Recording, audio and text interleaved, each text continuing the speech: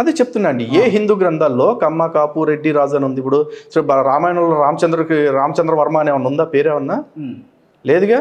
తర్వాత శ్రీకృష్ణుడికి ఏమన్నా శ్రీకృష్ణ యాదవ్ అని పేరు పెట్టారా? లేదు. దుర్యోధనుడిగా ఉన్న దుర్యోధన క్షత్రియ అని ఏమన్నా పేరు పెట్టారా?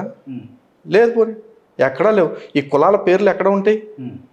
ఎక్కడా లేవు. మరి కానీ ఈ కులాల విభజన ఎక్కడ జరిగింది? రాజ్యాంగంలో జరిగింది విభజన. Forward caste, backward caste, scheduled caste, scheduled tribe అని చెప్పేసి నన్ను అవనే ఉండి నన్ను అడిగారు. నన్ను పూర్తి చేయనివరా? అడగండి. సనాతన ధర్మంలో వర్ణ విభజన జరిగింది. అందులో ఏంటి? ఈ వైదిక విద్య చదువుకునే వాళ్ళంతా ఒక క్లాసు, లేదు ప్రజల్ని కాపాడటం కోసం భుజబలం ఉన్న వాళ్ళు ఎవరైతే చేసుకున్నారో వాళ్ళంతా ఒక క్లాసు.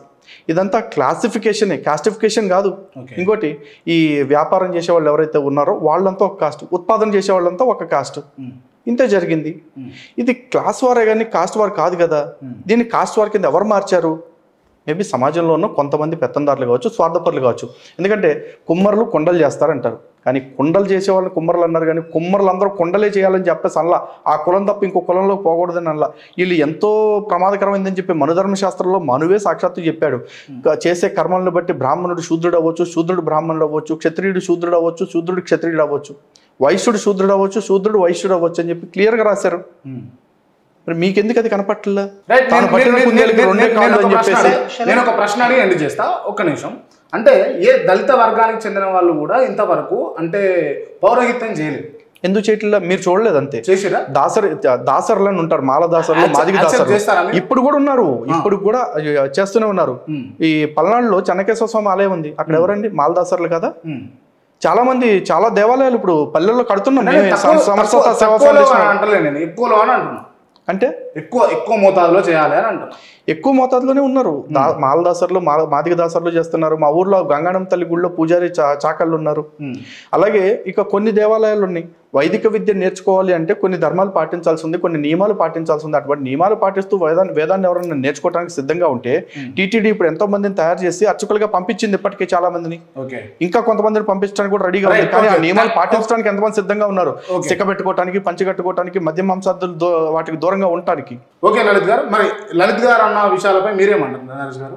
ఒకటి, హైందవ ధర్మాన్ని పాటిస్తున్న ఆర్య బ్రాహ్మణ సోదరులు సంస్కరణకు అడ్డుకట్టలు ఆచరించమంటారే తప్ప ప్రశ్నించడాన్ని అంగీకరించరు, విమర్శను స్వాగతించరు.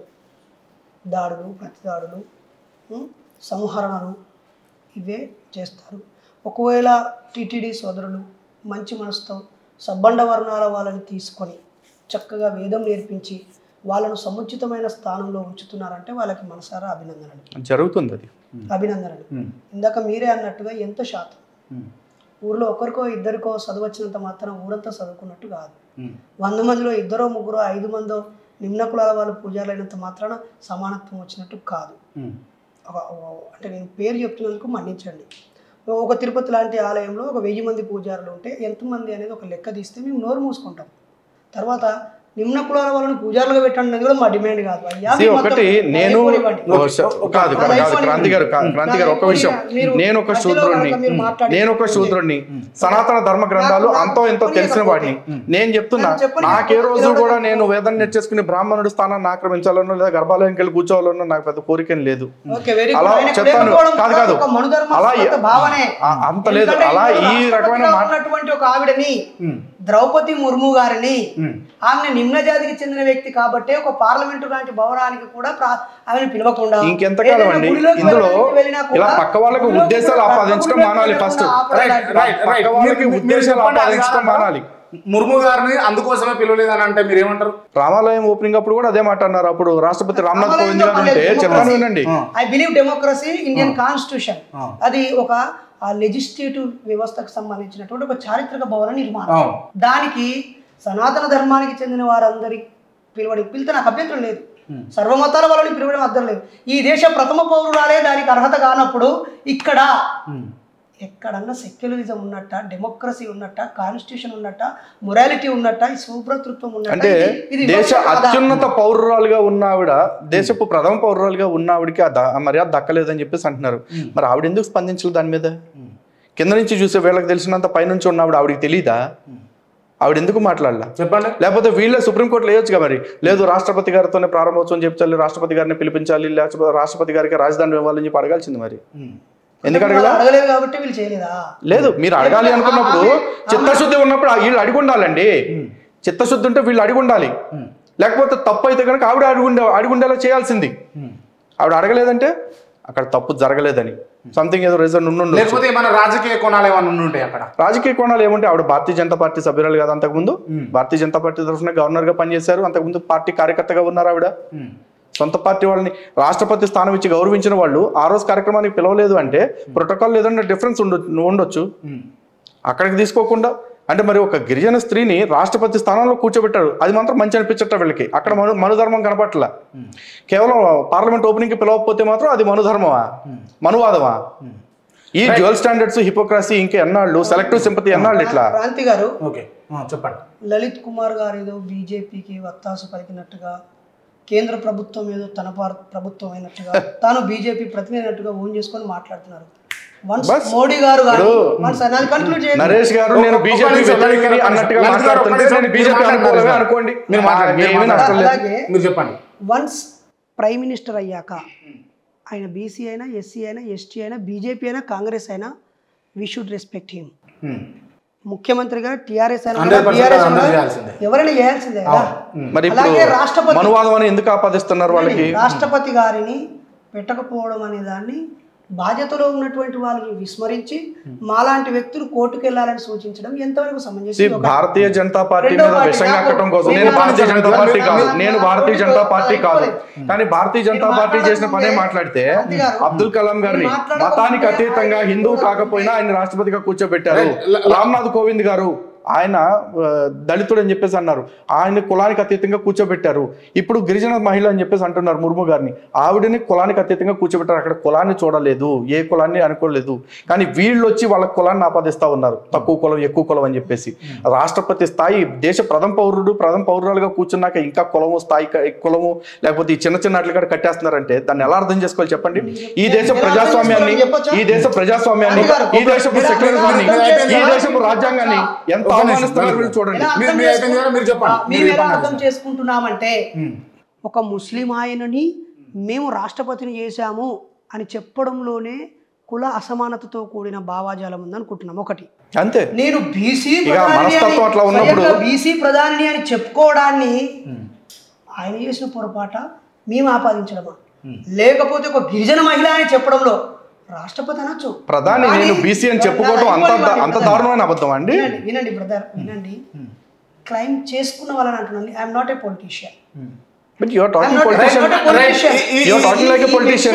Himself is a representative of some so-called religion-based party. I know mention. Even though I forgive him. Okay. Okay, నాకేంటంటే లలిత్ కుమార్ గారు ఛాలెంజ్ ఇవ్వడం వెనకాల దేవుడు ఉన్నాడు అని నిరూపించడం వెనకాల సూర్యుడండి అంతటి ఉన్నాడండి ఇదేనా నువ్వు నన్ను పిలిచింది?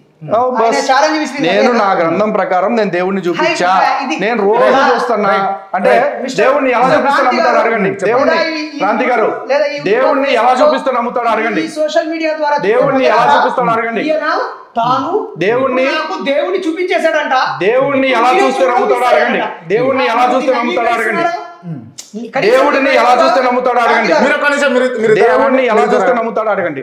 మీరు ఏ విధంగా చూపించగలుగుతారో చెప్పండి, ఆయన చూస్తాను. నేను దేవుడిని ఎలా చూస్తే నమ్ముతాడు అడగండి. అడగండి ఫస్ట్ చెప్పండి నరేష్ గారు. నేనా దేవుణ్ణి ఎలా చూస్తే నమ్ముతారు మీరు? నాకు అక్కర్లేదు దేవుడు. అక్కర్లేదు అన్నప్పుడు మరి ఎందుకు వచ్చినట్టు? నాకు దేవుడు అక్కర్లేదు, ఇంకేం కావాలి? దేవుడు చూపిస్తా అంటున్నాడు. అరే నాకు అక్కర్లేదు చూపిస్తా అంటున్నాడు కదా. అక్కర్లేదు అన్నప్పుడు ఇంకేం అడుగుతాడు? నిజంగానే నాకు దేవుడు కావాలి అని అర్థించినప్పుడు ఈ దగ్గర ఉన్నాడేమో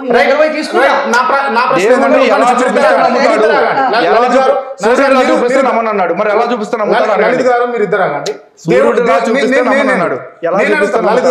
నేను అడుగుతున్నా, దేవుడు ఏ రూపంలో ఉంటాడు? ఆయన ఏ రూపంలో నమ్ముతాడు అడగండి.